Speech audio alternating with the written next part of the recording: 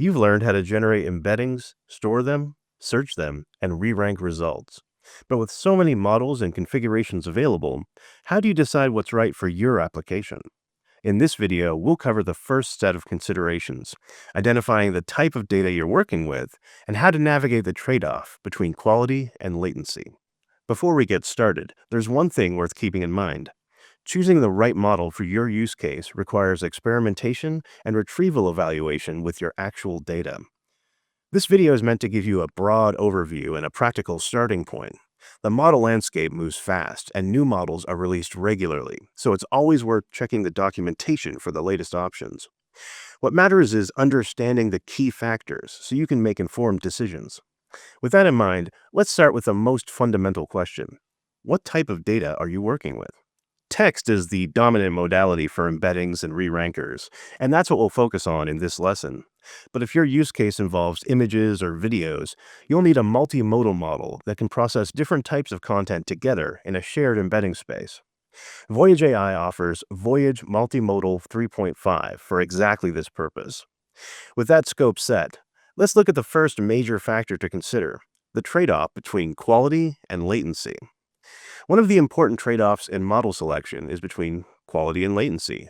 Larger vector embeddings may capture more meaning, but they also require more resources, which typically translates into higher latency. Let's talk about why. Under the hood, models contain many parameters, often on the order of billions, that are learned during training. Parameters are the numerical weights the model uses to map input data to meaning. In general, more parameters allow a model to capture more complex patterns, which can improve accuracy.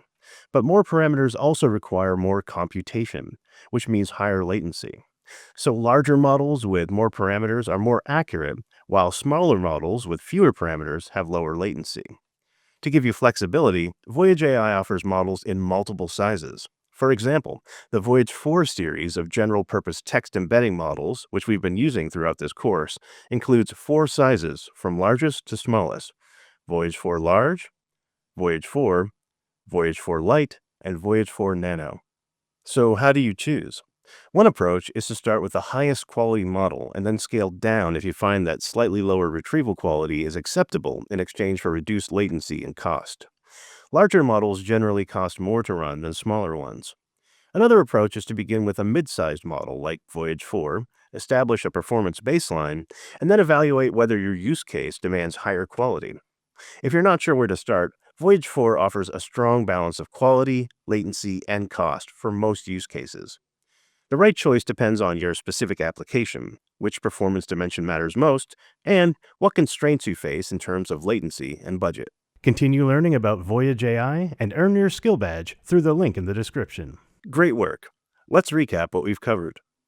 Before selecting any model, keep in mind that the right choice requires experimentation with your actual data. As you select a model, you first need to consider the type of data you'll be working with.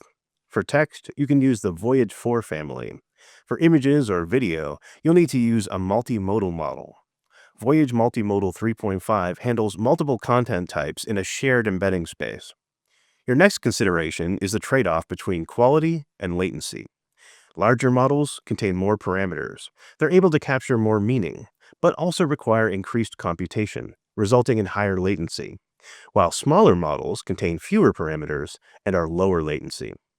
The Voyage 4 family gives you many options at various model sizes, and Voyage 4 is an excellent starting point for most use cases.